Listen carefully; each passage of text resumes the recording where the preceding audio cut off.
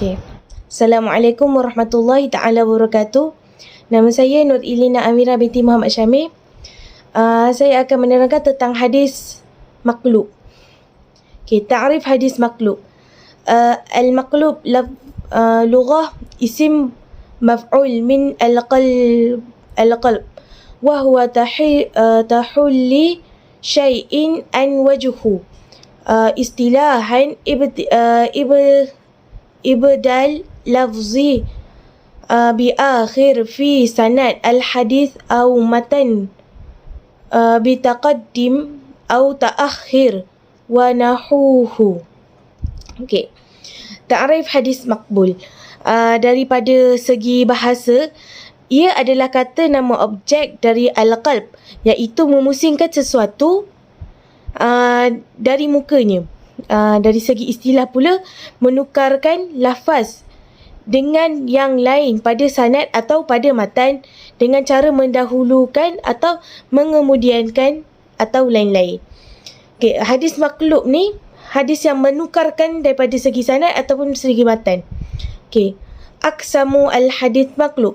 Hadis maqlub ni terbahagi kepada dua. Yang pertama, al-maqlub as-sanad. Yang kedua, maqlub matan. Okay, maqlub as-sanad. Wa huwa ma waqa' al-ibtidal fi sanad. Maqbul sanad merupakan penukaran yang berlaku pada segi sanad. Perubahan yang berlaku daripada segi sanad ni terbahagi pada dua. Ada dua bentuk. Yang pertama, an yuqaddim ar-riwayah wa ukhri fi isim ahad ar-riwayah wa ismuhu abuhu. Ke hadis. Okay, yang pertama ni, seorang periwayat yang menukarkan nama periwayat dengan nama bapanya. Maksud ni contoh dia, Ka'bah bin Murad. Tapi orang meriwayatkan Murad bin Ka'bah. Maksudnya kat sini dia jadi penukaran daripada segi sanad apabila dia mengambil nama bapanya di hadapan. Bapanya diletakkan di hadapan. Okey. Yang daripada segi yang kedua ni pula, bentuk yang kedua pula, an yubdil ar-riwayah syakhsa bi akhir yuqassad al-ighraq ka hadith mashhur an Salim fayaj'alhu ar-riwayah an-nafi' wa mimma kana yufa'il dhalik min ar-riwayah Hamdan bin Umar an-Nasbi wa mithal. Okey, yang kedua ni, bentuk yang kedua ni, perawi menukarkan seseorang dengan nama yang lain dengan tujuan untuk menjadikan ghaib, seperti hadis yang terkenal dari Salim lalu dijadikan ghaib, lalu dijadikan nafi'. Okey, contoh dekat sini, antara periwayat yang sering melakukannya ialah Hamdan bin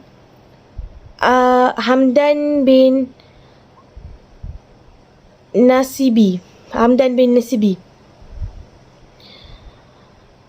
Dekat sini, tujuan nafi' ni diletak nafi' ni, tujuan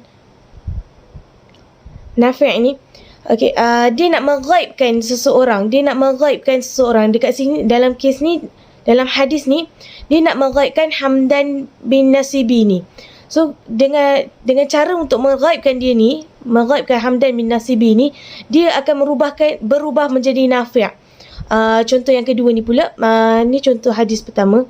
Contoh hadis yang kedua ni pula, dia hadis Abdullah bin Dinar.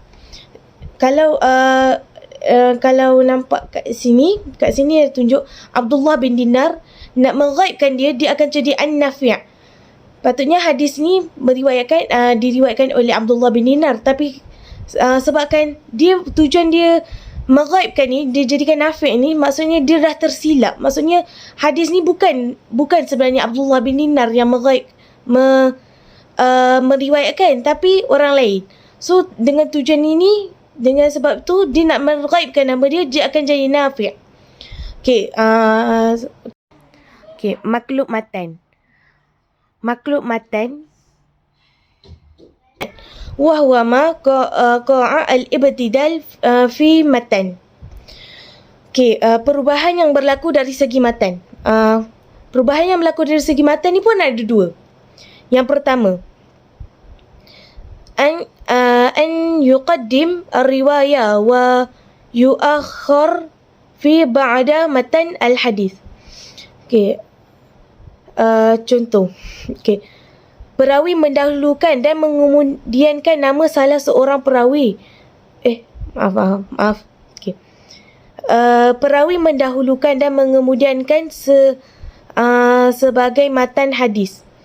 Contohnya hadis daripada Abu Hurairah an Muslim, daripada kitab Muslim, Sahih Muslim, hadis yang berbunyi, dan seorang lelaki bersedekah dengan menyembunyikannya sehingga tangan kanannya tidak mengetahui apa yang dibelanjakan oleh tangan kirinya.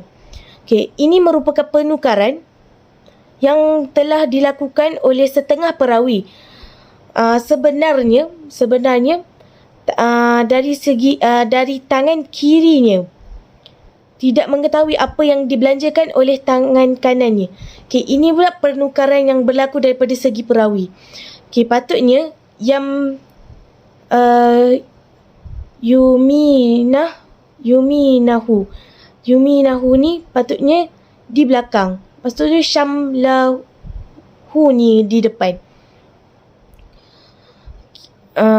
Ini yang bentuk yang kedua ni pula, an yuja'al al-riwayah min matan hadha al-hadith ala isnad akhir wa yuja'al isnad li matan akhir wa dhalika yuqasda al-matha wa ghayrah. Kat sini, yang bentuk kedua ni pula, perawi meletakkan matan sebuah hadis pada sanad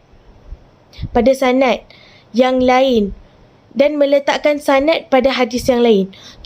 Tujuan bentuk yang kedua ni pula, dia perawi saja je nak campur-campur. Maksudnya tujuan kedua ni, ia berniat untuk menguji daya ingatan perawi yang lain.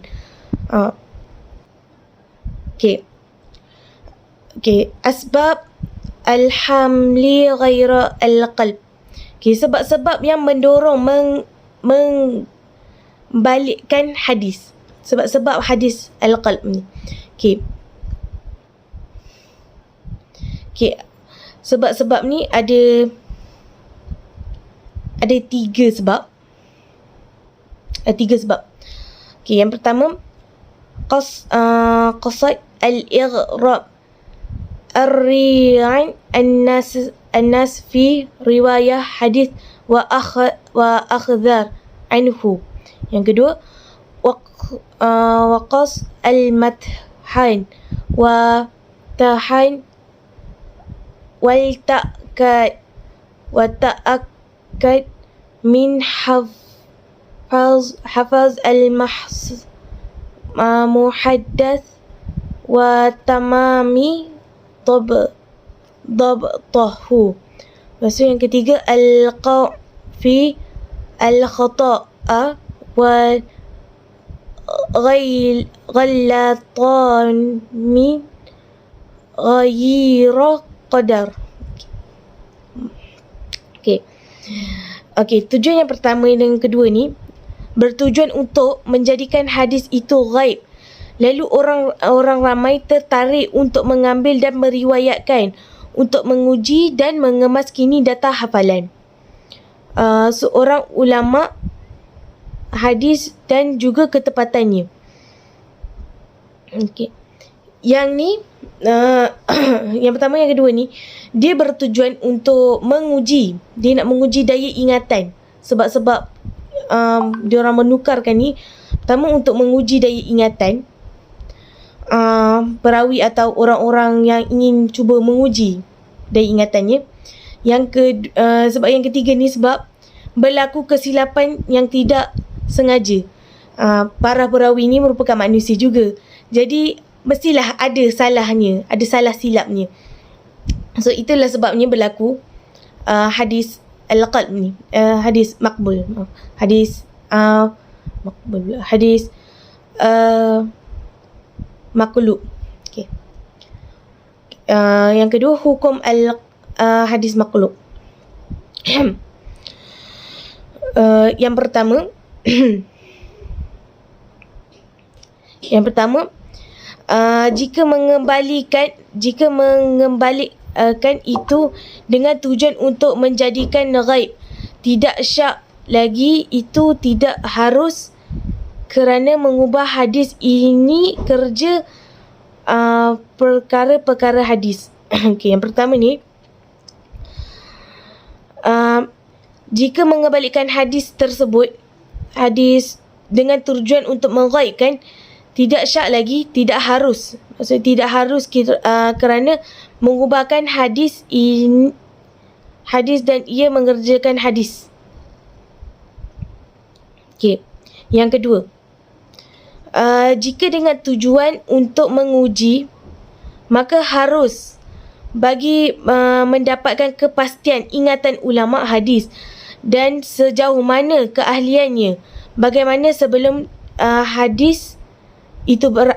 sebelum majlis itu berakhir, hendaklah dijelaskan makna sebenar hadis sahih. Okay, yang kedua ni pula, hukum dia harus.